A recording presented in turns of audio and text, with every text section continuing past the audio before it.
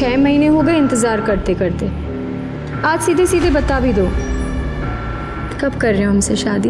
अरे हम प्रॉमिस करते हैं, जैसे ही हमारा तलाक हो जाएगा ना, बस हम पूरी तरह तुम्हारे हैं। ये बात तो हम कब से सुनते आ रहे हैं। अरे तो अगर तलाक नहीं भी हुआ तो तुम्हें पूरी तरह खुश रखने की जिम्मेदारी हमारी, ठीक है? नहीं भी हुआ मतलब? तुम हमारे साथ सिर्फ मजे करना चाहते हो? तो जिंदगी में मजे के अलावा रखा ही क्या है? छोड़ो मुझे। बस एक दूसरे को खुशी देते रहो। देखो हम बताते कैसे, ऐसे। आज के बाद अपनी शक्ल मत दिखाना हमें। अरे स्वीटी, मजे करेंगे, करो मजे, बदतमीज। स्वीटी,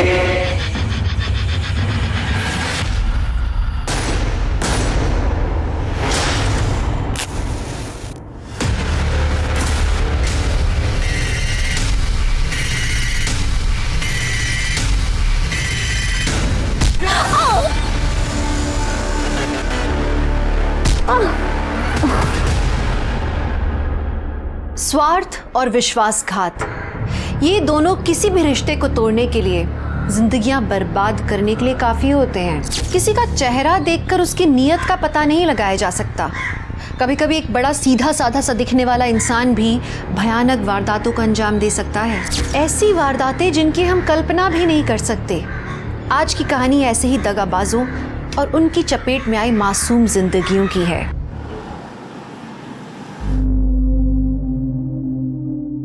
अच्छा भाभी जी, मैं चलता हूँ, ठीक है? ठीक।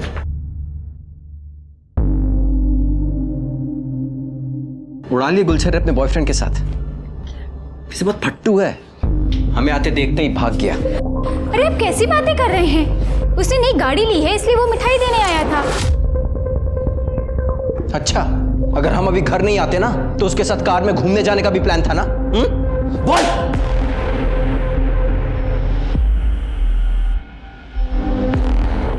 पिंकी बेटा तुम अंदर जाओ।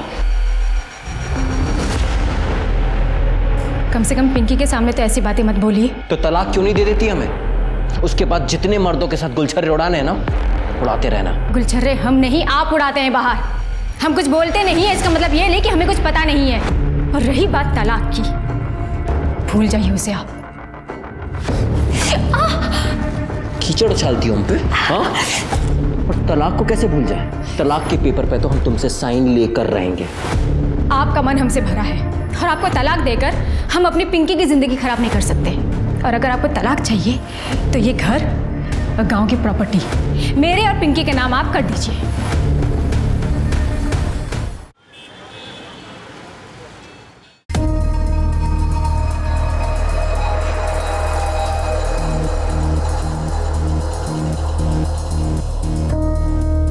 मनीषा,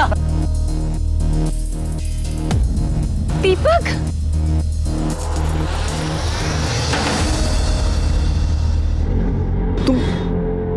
तुम यहाँ कैसे? पूरे 11 साल बाद मिल रही हो तुम्हारी शादी के बाद। हाँ?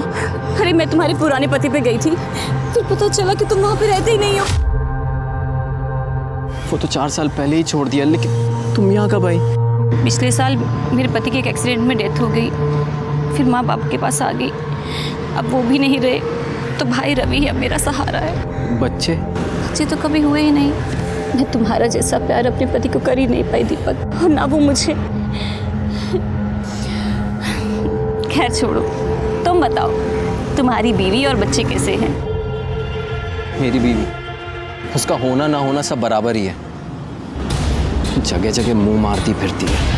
अब लगता है माँ बाप के आगे जिद कर ली होती तो मैं तुम्हारी बीवी होती दीपक। पर अब तो तुम्हारे माँ बाप भी नहीं है बीच में आने के लिए। हम लोग वापस से एक हो सकते हैं मनीषा। 11 साल पहले जो खुशी हम एक दूसरे को देते थे वो आज भी दे सकते हैं।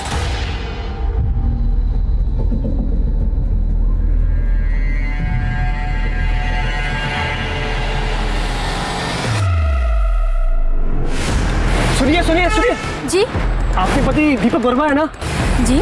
आपके पति को हार्ट अटैक आया है। क्या?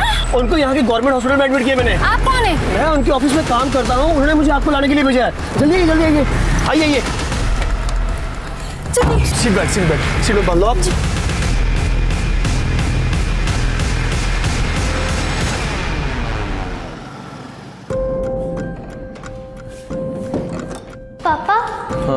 माँ कहाँ है? वो कब आएंगी? कब गई थी? दोपहर में।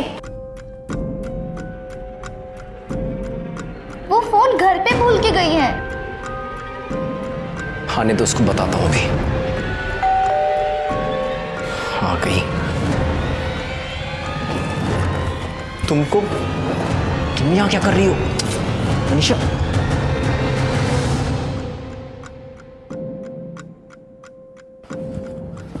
बेटा आप अंदर जाके पढ़ाई करो। हाँ हम बुलाते हैं हम। तुम यहाँ क्या कर रही हो? कोई देख लेगा तो? देख लेने दो, मुझे किसी का डर नहीं। मनीषा अरे मिठाई तो लाओ। तुम ना मुंह मीठा करो। पर ये कौन है? पहचाना नहीं? ये मेरा भाई है रवि। 11 साल पहले मिले थे तो छोटा सा था और हमारी मदद करने लायक नहीं था, लेकिन अब इसने हमारी मदद कर दी है। तुम्हारी बीवी को हमारे रास्ते से हटा दिया दीपक। सर पता नहीं हमारी बीवी राधा कहाँ चली गई। सर बहुत ढूंढने की कोशिश करी पर कहीं नहीं मिल रही। सर प्लीज कुछ कीजिए सर, हमें समझ में नहीं आ रहा हम क्या करें। तुम निराश मत हो, तुम्हारी बीवी को ढूंढने की कोशिश करेंगे। यादव जी सर। इनकी मिसिंग कंप्लेन लो और कार्रवाई शुरू करो। आइए। Thank you sir. Hello,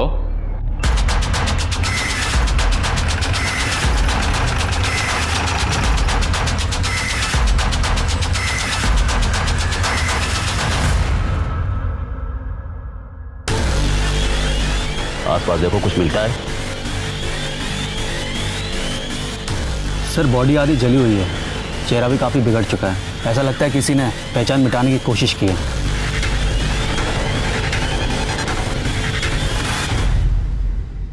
sir ये सैंडल मिला है। कुछ मिला? सर अभी तक कुछ ऐसा नहीं मिला जिससे बॉडी की शिनाख्त हो सके। कितनी मिसिंग कंप्लेन है? सर तकरीबन 20 से 22 होंगे। बॉडी को पोस्टमार्टम के लिए भेजो और जितनी भी मिसिंग कंप्लेन है सबको शिनाख्त के लिए बुलाओ। Okay sir. मनीषा अपना खोया हुआ प्यार हर हालत में पाना चाहती थी, इसलिए उसने एक हत्या की साजिश रची।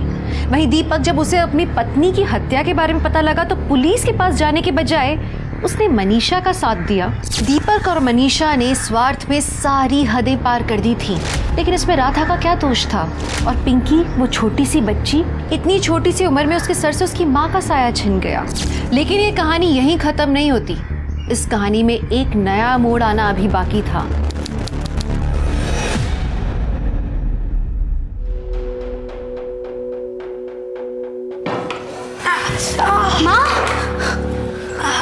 माँ कितनी बार कहा है आपको? हमें बुलाया करो ना, हम हैं ना।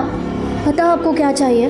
अरे बेटा, इस उम्र में थोड़ी थोड़ी देर में बाथरूम जाना पड़ता है। अब तुझे बार बार तकलीफ देना अच्छा नहीं लगता है। माँ आपने ऐसे कैसे सोचा? बेटी है तुम्हारी, आप हक से बोलो। जिंदगी भर हमें तो तुम्हें संभालना है। आइए आराम से। अच्छा माँ हम चलते हैं, आप ध्यान रखिए अपना। ये लो सामान की लिस्ट, आगे से खुद ही जाना सामान लाने के लिए। इतनी बड़ी लिस्ट थमा दी। प्रकाश ये बाकी के पैसे कहाँ हैं? वो तो खर्च हो गए। क्या 500 रुपये खर्च हो गए? मुझे तुम्हें सामान लेने भेजना ही नहीं चाहिए था। तुम्हें पता नहीं मेरी हालत क्या है? अरे ब्यूटी पार्लर से इतनी इनकम नहीं हो पाती है, और तुमसे ना हम कमाई की उम्मीद ही छोड़ चुके हैं। हम तो कब से कह रहे हैं इस घर को बेच देते हैं, पैसों की दिक्कत भी खत्म हो जाएगी। इतना बड़े घर का करेंगे क्या? एक छोटा सा घर ले लेते हैं और एक अच्छा सा बिजनेस स्टार्ट कर सकते हैं। अरे ऐसे कैसे बेच दे घर? ये हमारा पुश्तैनी मकान है। दादाजी और पापा ने बड़े प्यार से इस घर को बनाया है। काफी यादें जुड़ी इस घर से, हम नहीं बेच सकते ऐसे। उन यादों को अचार डालोगी क्या? माँ की तबीयत देखी है, दिन ब दिन बिगड़ती जा रही है। जहाँ भी बैठती है वहाँ पे कपड़े गंदे कर देती है। कम से कम उन पैसों से माँ के लिए एक अच्छी नर्स रख सकते हैं। प्रकाश अगर तू नौकरी कर लेना तो भी इस घर की हालत सही हो सकती है, समझा? हाँ मेरे काम करने से सब ठीक हो जाएगा, पर ये घर मत बेचना। तो फिर से शुरू हो गया, और मेरे जीते जी ये घर नहीं बिकेगा, समझे?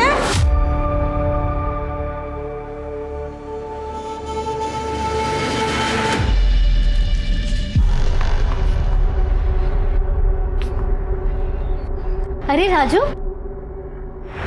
प्रीति दीदी, हाय। पढ़ाई कैसे चल रही तुम्हारी? अच्छी चल रही है दीदी।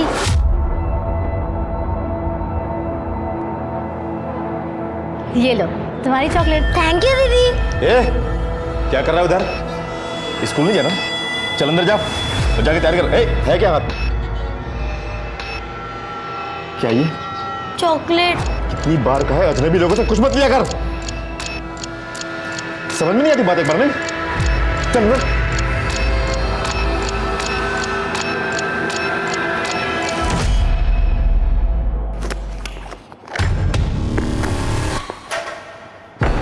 सुन, पता है ना माल किसको पहुंचाना है? पता है चाचा, लेकिन कल तो ऐसा लग रहा था कि पुलिस वाले अंकल हमें पकड़ लेंगे। चुप कर। छोटे बच्चे पर कोई शक नहीं करता। काम करेगा तो खाना मिलेगा, नहीं तो बहुत मार खाएगा। समझ में आ रही बात? ठीक है। चल फटाफट दे क्या। शाबाश।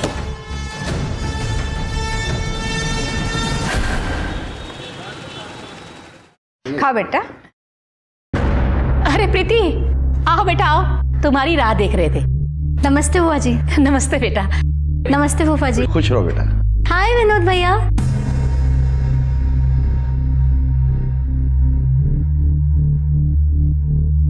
मैं ना कहती थी कितनी अच्छी जोड़ी लग रही है दोनों की। जोड़ी? ये सब क्या चल रहा है माँ? हमें कुछ समझ नहीं आया। अरे प्रीति बैठ बैठ। वो क्या है ना प्रीति, विनोद हमें बहुत पहले से कह रहा है कि हमको प्रीति से ही शादी करनी है। हमें तो कोई ऐतराज नहीं है। लेकिन माँ हमें ऐतराज है। विनोद हमारा कजिन भाई है, बचपन से उसे भैया कहते आ रहे। अब ये अचानक से पति कैसे मान लूं मैं? सब जानते हैं कि विनोद हमारे जेठ का लड़का है। उनके स्वर्गवास होने के बाद हमने विनोद को गोद ले लिया था। अरे तुम्हारा भैया कहाँ से हुआ? अब कितना अच्छा रिश्ता है ना, घर की बात घर में रहेगी। ये सब हमसे नहीं हो पाएगा। प्रीति प्रीति बेटा अचानक ये सब बात सुन के परेशान हो गई होगी। थोड़ा वक्त दो उसको सोचने के लिए। तू बैठ बेटा। ए प्रकाश उठ, ले समोसा का। बैठ बैठ बैठ। घनश्याम क्या से लाया हूँ, बहुत पसंद है ना तुझे? खा। प्रीति, तुम शादी के लिए इनकार क्यों कर रही हो?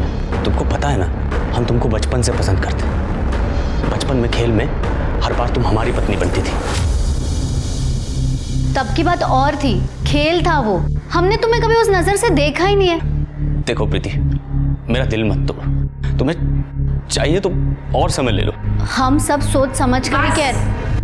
बहुत हो गया तुम्हारा नौटंकी। अगर तुमको शादी नहीं करनी है ना तो ये घर बेच दो। ये घर हमारे भैया और पापा का है, इसमें हमारा भी हिस्सा निकलता है। सुन रही है ना आप? हमको हमारा हिस्सा चाहिए। ये सब कह के काहे को बात बढ़ा रही हो? देखो कितने परेशान हो गए तुम। दिमाग थोड़ा शांत रखा करो, सब ठीक हो जाएगा। अब प्रीति को भी थोड़ा वक्त दो सोचने के लिए। जल्दी क्या है? अब खाओ बेटा, तुम समोसा खाओ। लो लो, अरे खाओ बेटा।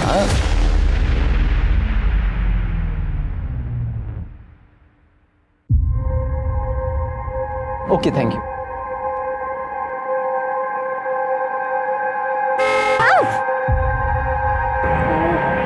Sorry I am sorry. आपको चोट तो नहीं लगी ना? नहीं नहीं, मैं ठीक हूँ, कोई बात ये नहीं। श्योर ना? हाँ मैं ठीक हूँ। अच्छा सुनिए, मेरा एक बिजनेस है। I mean MK adult diaper की जो एजेंसी है ना, वो मेरे पास ही है। उसी की मैं डिलीवरी करने आया था यहाँ पे। अगर आपकी पहचान में कोई एडल्ट हो जिनको इस तरह की कोई ज़रूरत हो तो प्लीज़ बताइएगा। वो हमारी माँ बीमार रहती है, तो क्या आपका प्रोडक्ट उनको काम आएगा? बिल्कुल आएगा। और सबसे अच्छी बात तो ये है, बहुत ही रीजनेबल है और कंफर्टेबल भी। ये बुजुर्गों को ध्यान में रखकर ही इसे बनाया गया है। वेट, ये लीजिए। ठीक है, कितने पैसे हुए? अरे नहीं, ये तो सैंपल है। आप इसे लेकर जाइए, अपनी मम्मी को बोलिए इसे इस्तेमाल करें। अगर वो कंफर्टेबल होंगी तो नेक्स्ट ऑर्डर आप जब देंगी ना तब मैं पेमेंट ले लूँगा। ओके ठीक है, थैंक यू। आपका पता? जी वो कस्टमर फॉर्म भरवाना पड़ता है ना, ये देखिए। अच्छा लिखिए। Thank you.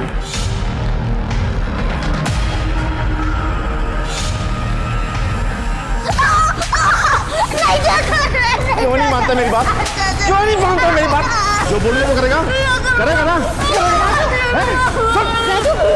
क्यों मारा इसे? क्या किया इसने? तो फिर आगे टांग अड़ानी? ये हमारा मामला हट जाता है। छोड़ इसे। इस पे ना दोबारा हाथ मत उठाना, वरना ना पुलिस को बुलाऊंगी। पता है ना, बच्चों के साथ मारपीट करना गैर कानूनी है।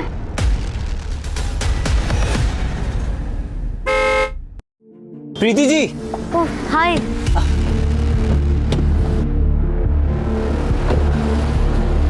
कैसी हैं आप? मैं बिल्कुल ठीक हूँ। और आंटी जी की तबीयत? माँ भी ठीक है। और हाँ, वो डाइपर्स की वजह से काफी सुकून है उनको। Thank God. वो मैं यहाँ पे खाने के लिए आया था। यहाँ बहुत अच्छा पूरी भाजी का स्टॉल है, बहुत फेमस है। आप खाएंगी मेरे साथ? नहीं थैंक यू। क्या नहीं, आइए ना प्लीज, बैठिए। चलते, अरे प्लीज चलिए ना, वैसे भी अकेले खाने का मन नहीं होता है। प्लीज। खाने तुमको अच्छा नहीं लग रहा है क्या? नहीं काफी अच्छा है।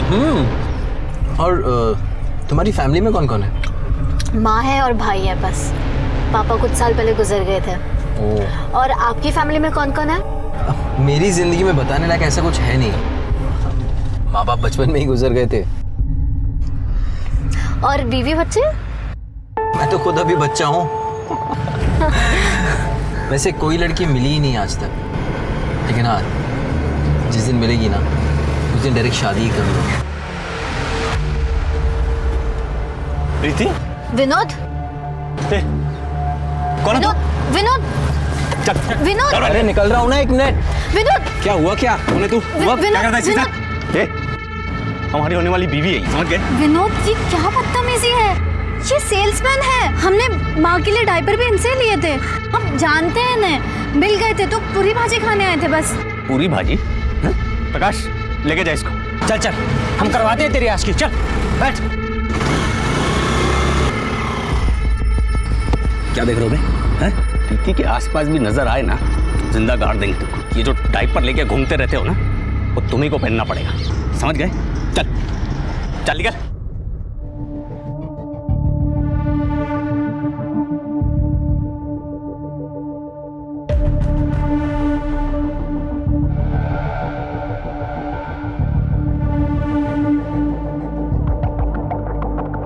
वो ब्यूटी पार्लर के बाहर इंतज़ार करने के बजाय तुम्हें फ़ोन करें तो चलेगा ना? हाँ चलेगा, लेकिन मैं तुम्हें दूसरा नंबर देती हूँ। वो क्या है ना, विनोद मेरा फ़ोन चेक करता है। ठीक है, और हमारा पुराना नंबर भी ना बंद हो गया है, तो हम तुम्हें नए नंबर से फ़ोन करेंगे। ठीक है? ठीक है।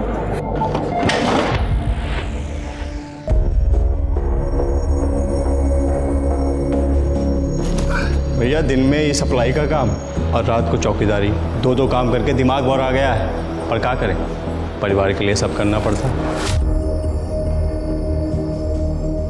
चंदन फ़ोन दे जरा अपना। क्या बात, नई लौड़िया पटाई होगा? भैया मौज तो आप ही ले रहे हैं। आज ये, कल वो, परसों कोई और हैं? हाँ, वो हम मनोहर लॉज जा रहे थे क्लाइंट से मिलने के लिए। अगर तुम फ्री हो तो वहीं आ जाओ, वहीं से फिर घूमने चलेंगे।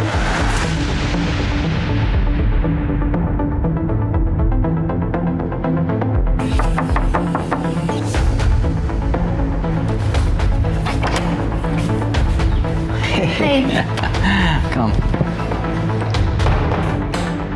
दीपक तुम्हारा क्लाइंट कहाँ है?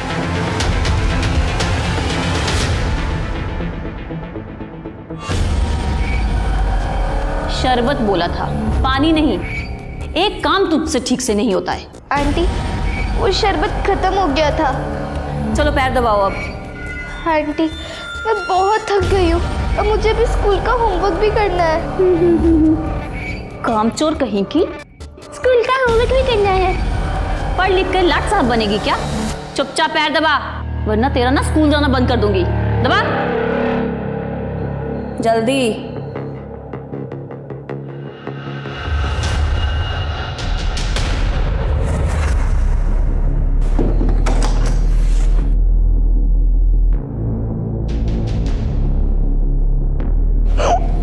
क्या हुआ? पापा, आंटी मुझसे बहुत काम करवाती है। मुझे होमवर्क भी नहीं करने देती। बेटा वो तुम्हारी माँ है, माँ की तो सेवा करनी चाहिए ना। चलो जाओ अभी अंदर जाओ, और आगे से ना इन सब बातों के लिए मुझे परेशान मत करना, ठीक है? चलो जाओ। आज भी खाना बाहर से खाकर आए हो दीपक? अरे आज भी ज़्यादा काम था इसलिए बाहर ही खा लिया। दीपक, जब से मैं प्रेग्नेंट हुई हूँ तुम मुझे अच्छी तरह देखते भी नहीं हो। तुम्हारा कहीं बाहर चक्कर तो नहीं चल रहा है ना? कितना शक करती हो तुम? हम अभी भी सिर्फ तुमसे प्यार करते हैं, और अगर सबूत चाहिए तो चलो अंदर। अरे इस हालत में नहीं दीपक, डॉक्टर ने मना किया है। तुम्हारे ना यही नखरे पसंद नहीं है मुझे। दीपक!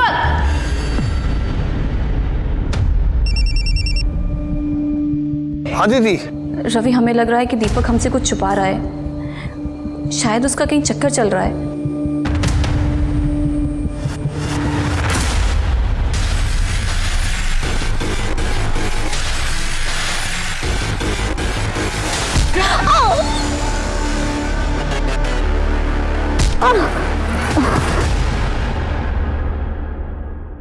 सर, हमारी बहन प्रीति कल शाम से घर नहीं आई है। उसके ब्यूटी पार्लर से पता चला है कि वो कल 6 बजे वहाँ से निकल चुकी थी।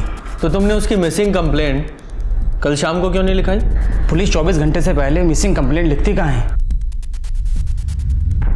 प्रीति रोज कितने बजे घर आती है? वैसे तो सर वो 8 बजे तक आ जाती थी, लेकिन अभी कुछ दिनों से थोड़ा सा लेट आ रही थी। क्यों? शायद उसका किसी के साथ अफेयर चल रहा था। किसके साथ? पता नहीं सर, मैंने कभी पूछा नहीं। शर्मा, प्रीति की डिटेल्स इनसे ले लो। सर। तुम्हें किसी पे शक है? प्रीति का किसी से कोई झगड़ा या अनबन थी? विनोद कहने के लिए हमारा कज़न है, वो प्रीति से शादी करना चाहता है, पर प्रीति उसे शादी नहीं करना चाहती है। विनोद, हम तो प्रीति से 2 दिन पहले मिले थे, हमको क्या पता वो कहाँ है। हमने सुना है तो प्रीति को बहुत परेशान करता है, बहुत चिल्लाता है उस पर। सर, प्रीति को तो हम अपने घर की बहू बनाना चाहते हैं, हमें भी उसकी फिक्र है, और आप हम ही से सवाल पूछ रहे हैं। अब प्रीति की माँ अनुराधा का फोन भी आया था, वो बहुत परेशान है।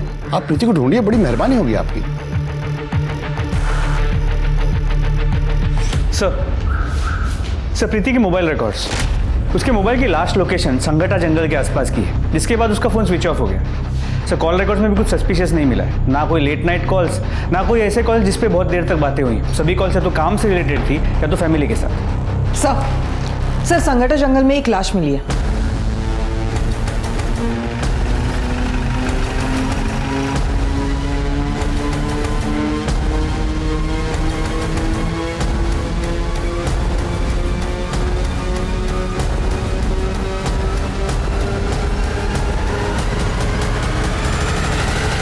जरा चेक करो,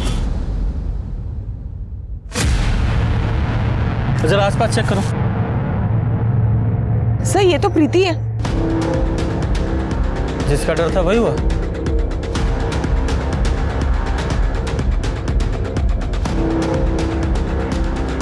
सर, इसका सिर फटा हुआ है, शायद किसी भारी चीज से वार किया गया है। सर, ये सैंडल देखिए, मतलब वो सैंडल भी प्रीति की थी और वो यहाँ से कुछ दूरी पे मिली। सर, वहाँ से यहाँ तक घसीटा जाने का, खींचने का कोई भी निशान नहीं है, मतलब बहुत ज़्यादा चांसेस है प्रीति यहाँ भागकर पहुँची। हाँ, तो ये प्रीति यहाँ जंगल में क्यों भाग रही थी? कहीं ऐसा तो नहीं कि प्रीति का किसी ने किडनैप कर लिया हो और बाद में जब उसका किडनैपर यहाँ उसे मारने के लिए ला रहा हो तो ये बचकर भाग निकली? किडनैपर ने उसका पीछा किया और इस स्पॉट पे आके उसे दबोच लिया और मार डाला। सर, ये मोबाइल और ये पर्स मिला है। मोबाइल को एविडेंस बैग में डालो और साइबर सेल में भेजो। सर। नहीं सर, कुछ नहीं है। गुप्ता, बॉडी को पोस्टमार्टम के लिए भेजो। सर।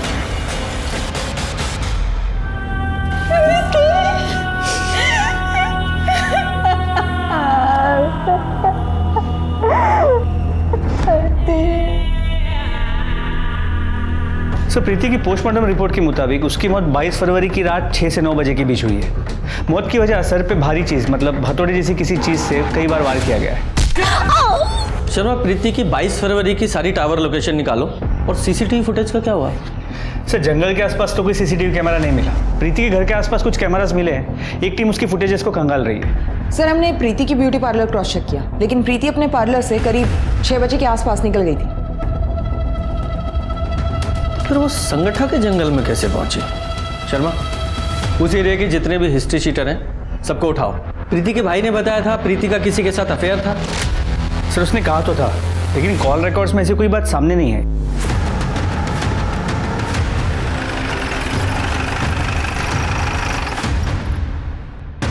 सर माँ, घर की तलाशी लो। सर क्या ढूंढ रहे हैं साहब? किस चीज़ की तलाशी? सर क्या ढूंढ रहे हैं आप? तलाशी के बाद बताते हैं।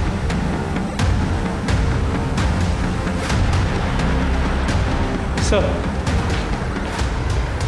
ये फोन मिला। ये फोन किसका है? ये तो प्रीति का ही फोन है, पर सर वो इसे इस्तेमाल नहीं करती थी।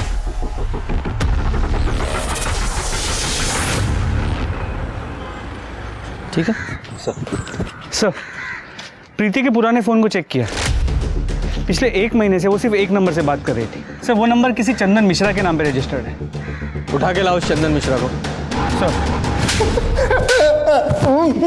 मैम हमने कुछ नहीं किया है। मैम साहब उस दीपक सिन्हा का अफेयर चालू था प्रीति के साथ। उससे बात करने के लिए वो हमारा फ़ोन इस्तेमाल करता था, कभी कभी तो खुद ही जेब से निकाल लेता था साहब। पुरानी जान पहचान थी तो हमने मना भी नहीं किया। इसके अलावा हम कुछ नहीं जानते साहब, हमने कुछ नहीं किया साहब। कुछ अच्छी कहानी है। कहानी नहीं है साहब, ये देखिए साहब, ये है दीपक सिन्हा। शर्मा, इस दीपक सिन्हा की पूरी डिटेल्स निकालो।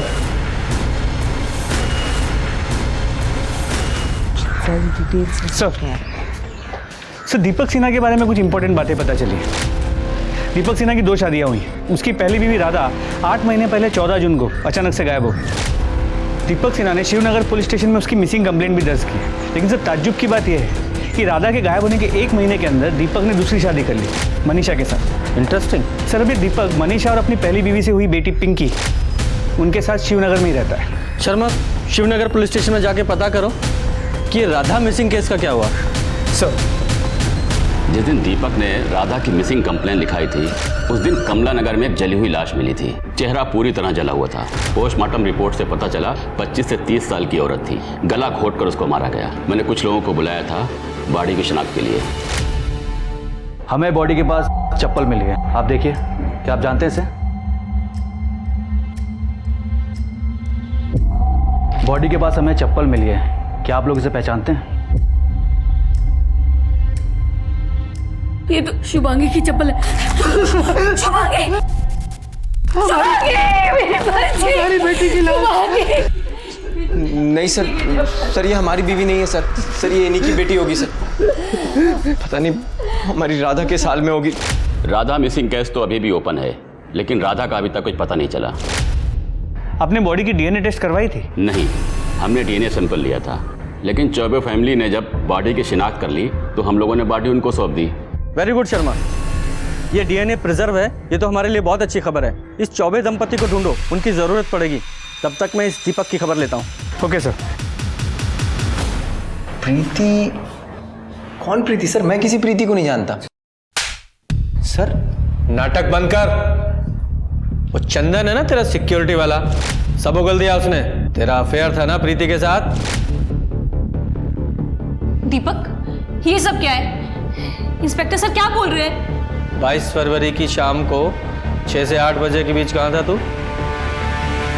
मैं तो ऑफिस में ही था सर। अच्छा, क्या सबूत है? सर सबूत तो हम खुद है सर। हमारा प्रीति के खून से कुछ लेना देना नहीं है सर। मैंने खून कब कहा? मैंने तो ऐसा कोई आरोप नहीं लगाया।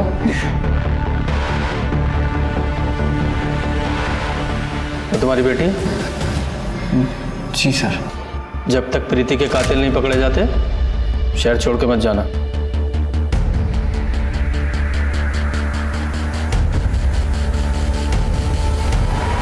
आपकी बेटी शुभांगी के केस के बारे में आपसे बात करनी थी। उसका कोई फोटो है आपके पास? जी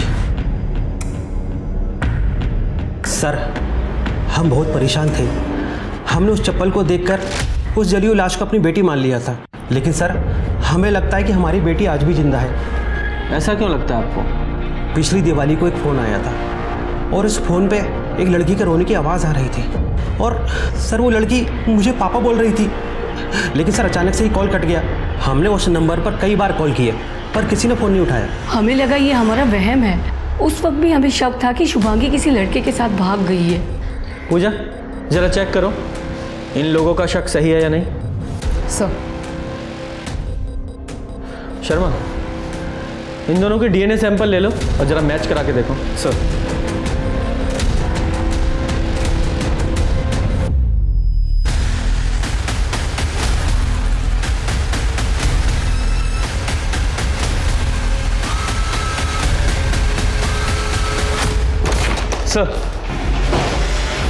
सर मेडिकल रिपोर्ट जली हुई बॉडी शुभांगी चौबे की नहीं है। तो वो डीएनए दीपक सिन्हा की बेटी पिंकी से मैच करा के देखो।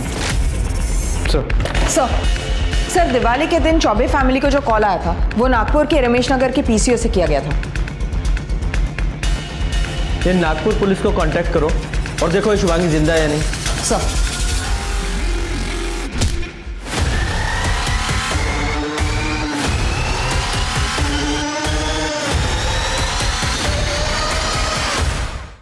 लीजिए भाभी, खाना खा लीजिए। ऐसे कब तक चलेगा भाभी? ऐसे में आपकी तबीयत और खराब हो जाएगी। खा लीजिए। अब भगवान की इच्छा के आगे किसका जोर चला है भाभी जी। हम भी तो प्रीति को अपने घर की बहू बनाने का सपना देख रहे थे, सब मिट्टी में मिल गया। जिसने भी ये किया है भगवान माफ नहीं करेगा उसको। जाने वाले के साथ मरा तो नहीं जाता ना। हम हैं, प्रकाश है, हम सब आपका ख्याल रखेंगे। वैसे प्रकाश है कहाँ? हाँ ठीक है, जाओ जरा आसपास चेक करो, बॉडी चेक करो।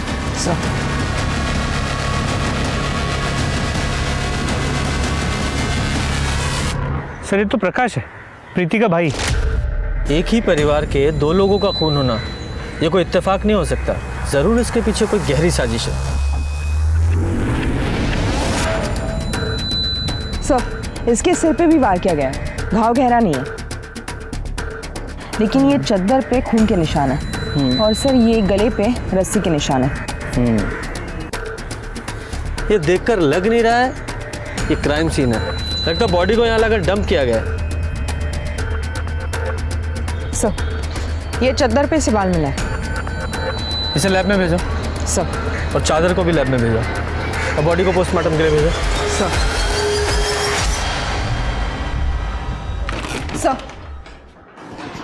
सर नागपुर पुलिस ने इंक्वायरी की है, हमारा शक सही निकला। शुभांगी नागपुर में रहती है अपने पति के साथ। ये रही उन दोनों की फोटो। सर शुभांगी ने कबूल किया कि उसकी माँ बाप इस शादी के खिलाफ थे, इसलिए वो गोरखपुर से नागपुर भाग गई थी। Good job. इस शुभांगी को गोरखपुर आने के लिए बोलो। सर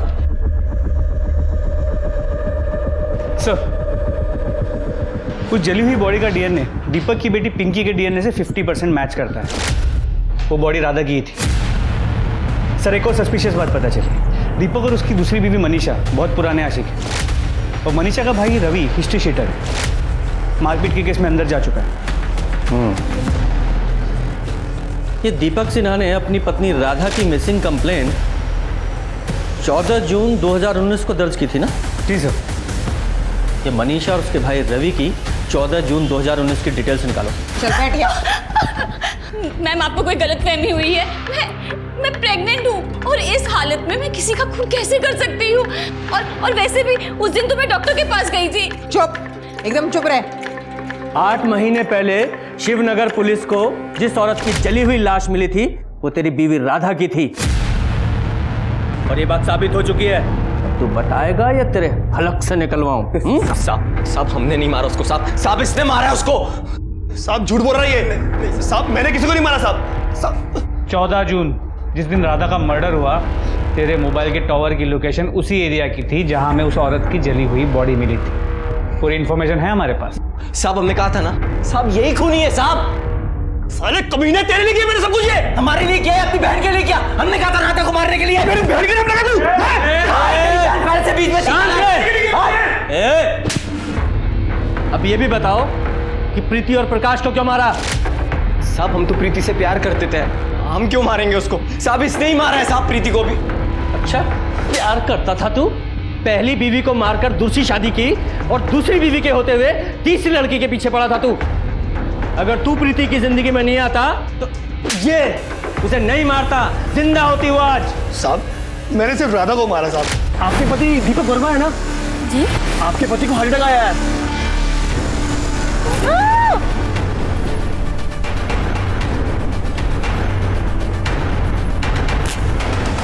उसके अलावा मैंने किसी को नहीं मारा साहब। साहब इसे नहीं मारा होगा ये। 22 फरवरी की शाम 6 से 9 के बीच कहाँ था तू? साहब मैं तो शादी में गया था साहब। और तू कहाँ था? हम ऑफिस में थे साहब। शर्मा जरा पता लगाओ कितना सच बोल रहे हैं दोनों। और गुप्ता जरा अच्छे से खातिरदारी करो इनकी। नहीं साहब, नहीं साहब, साहब हमने कुछ नहीं किया साहब। जाना साहब प्रीति से।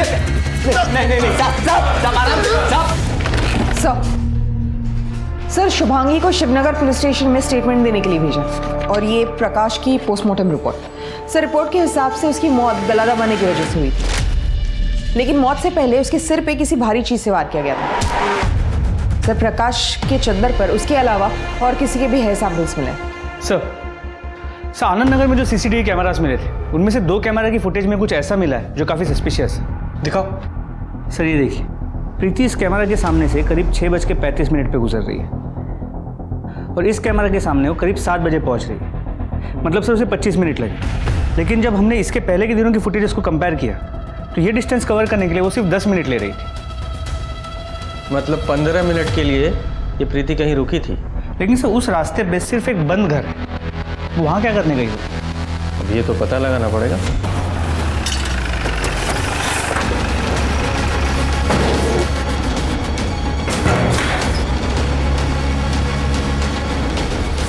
जरा चेक करो, वो दरवाजा देखो। चलो जरा चेक करो।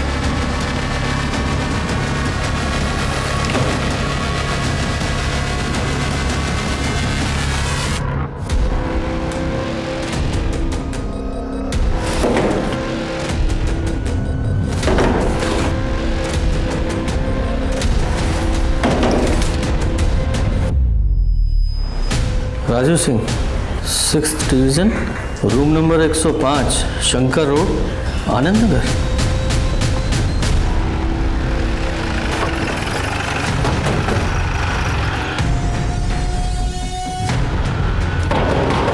कौन है?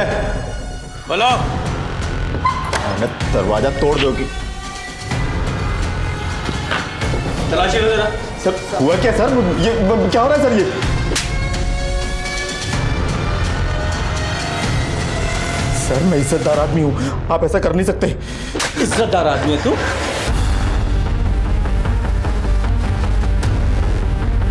बेटा ये बैग तुम्हारा है ना? खोलो इसे। हाँ।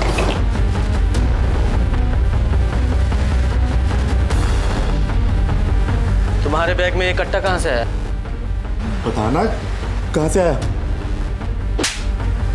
कट्टे स्मगल करने के लिए बच्चे का इस्तेमाल करता है तू? हाँ? नहीं सर। बोल बोल।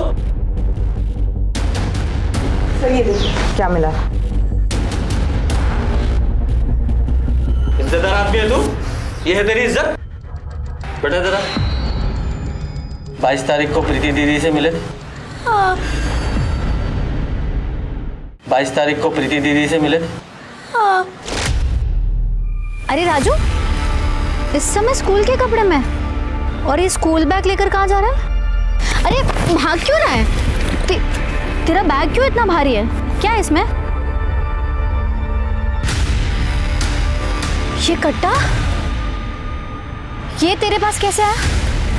तेरे चाचू ने दिया ना तुझे ये? हाँ। आज तो मैं उसका बंदोबस्त करके रहूंगी, उसे जेल भिजवाऊंगी। चाचा प्रीति दीदी को पसंद नहीं करते थे और प्रीति दीदी को गालियां देते थे। प्रीति के पुलिस में कंप्लेंट करने से पहले मार दिया उसको तूने? अरे साहब मैं उस दिन उससे मिला ही नहीं, मैं पूरा दिन अपने घर में था। पता ना तेरा चाचा कहाँ था? वो क्या बताएगा? तो कितना सच बोल रहा है सब पता चल जाएगा। थाने चल के तेरे हलक में से उगलवाएंगे। लेके चलो इसे। हेलो ठीक है हम देखते हैं। सर मुन्ना खबरी का फ़ोन था। आनंद नगर के मनोहर लॉज में हर कमरे में कैमरा लगे हुए हैं, वहाँ कपल्स आते तो उनकी रिकॉर्डिंग की जाए।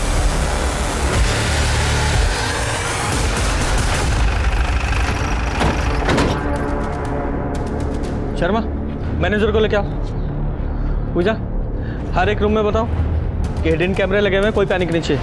अब लोग जाओ, तलाशी लो। अरे साहब, हमने क्या किया बता दो साहब। साहब बोल, क्या हुआ साहब? कितना हफ्ता चाहिए? मैं देने को रेडी हूँ साहब।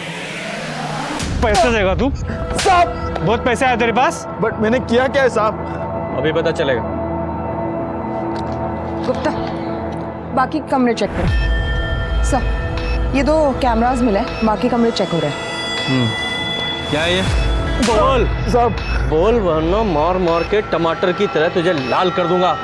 बताता हूँ साहब, हम तो सिर्फ यहाँ पे काम करते हैं साहब। हमें कहा गया था कि सेक्स वीडियो रिकॉर्ड करके उसकी कॉपी बना के एक आदमी को भेजते रहे। वो आदमी हमें उस सेक्स वीडियो के बदले अच्छे पैसे देता है साहब। कौन है वो आदमी? कौन है वो आदमी? शर्मा, जहाँ इन कैमराज की वीडियो रिकॉर्डिंग होती है वो हार्ड डिस्क रिकवर करो। सर, मनोहर लॉज से जो हार्ड ड्राइव बरामद हुए थे उनमें कई सारे सेक्स वीडियोस मिले। सर, उनमें से एक सेक्स वीडियो में प्रीति भी है। प्रीति? सर, ये देखिए।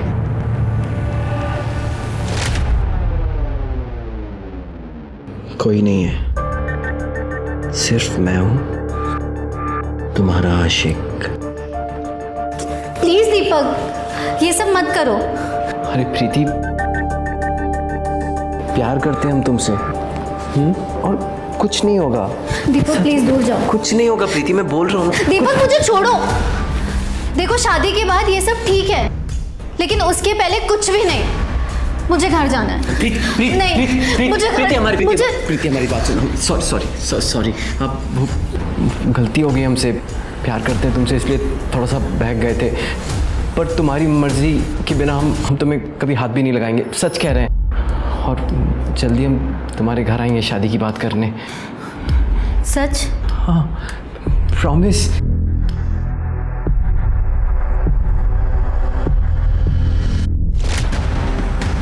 उठा के लाओ इन मर्डर्स के मास्टरमाइंड को। सर,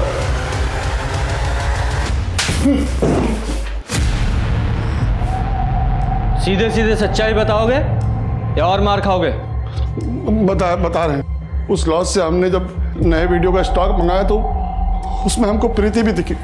हमारा माथा घूम गया, इसलिए घर जाते हुए प्रीति को हमने बात करने के बहाने गाड़ी में बैठाया और जंगल के पास लेकर गए। ये सब काम करती हो तुम? होटल में जाके रंगरलियां मनाती हो, कल को रास्ते में खड़े होकर धंधा करोगे? ये घटिया काम तुम्हें पसंद है, पर मेरा बेटा नहीं। देखिए फूफा जी, हमसे ना तमीज से बात कीजिए, और ये हमारा पर्सनल मामला है, आप बीच में मत पड़िए। प्रीति, तू जिसके साथ मुंह काला कर रही है ना होटल में, वो दीपक वर्मा शादीशुदा है। वो 2 शादी की है उसने। उल्लू बना रहा है तुझे। झूठ बोल रहे हैं आप। और ये वीडियो दिखा के आप क्या बताना चाहते हैं? लॉज में कैमरा लगा हुआ था ना, ये सब आपको कैसे पता चला? आप पहले खुद के कैरेक्टर को देखो कि आप कैसे हो। फूफा जी, आपकी जो ये असलियत है ना, मैं सबको बताऊंगी। देखना, मैं सबको बताऊंगी।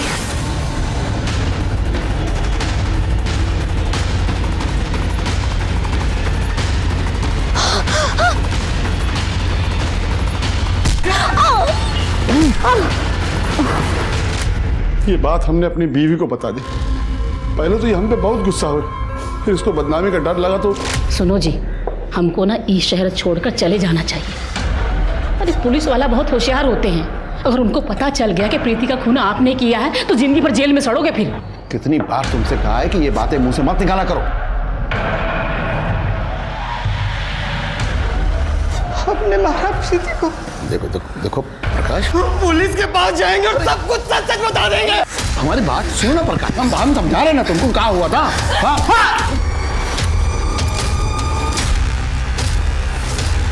हम उसकी लाश चादर में लपेट कर लेकर गए, और जब फेंकने लगे तो हमको चादर पे खून लगा हुआ दिखा, इसलिए हमने चादर भी वहीं छोड़ दी। अब वही चादर तुम्हें फांसी के फंदे तक पहुंचाएगी। उस चादर पे तुम्हारे बाल मिले हमें। इन दोनों के खिलाफ दोनों मर्डर की चार्जशीट बनाओ। सर, प्रीति और प्रकाश के खून के आरोप में चरणदास और उसकी पत्नी सुमन को सजा मिली। दूसरी तरफ राधा की हत्या के मामले में कोर्ट ने दीपक, मनीषा और उसके भाई रवि को दोषी करार दिया। हमने अक्सर लोगों को कहते सुना है कि किसी की सूरत देखकर उसकी सीरत का पता लगाया जा सकता है, लेकिन आज के जमाने में ये कहावत बिल्कुल लाजमी नहीं है। किसी पर भरोसा करना अच्छी बात है, लेकिन भरोसा करने से पहले उस इंसान को अच्छे से जांच लेना, परख लेना बहुत ज़रूरी है। सतर्क रहकर ही ऐसे दगाबाजों से हम खुद को बचा सकते हैं। तो अब मैं दिव्यांका त्रिपाठी दही आपसे लेती हूँ विदा, फिर मिलूंगी नई और सच्ची कहानियों के साथ। आप देखते रहिए क्राइम पेट्रोल सतर्क। जय हिंद।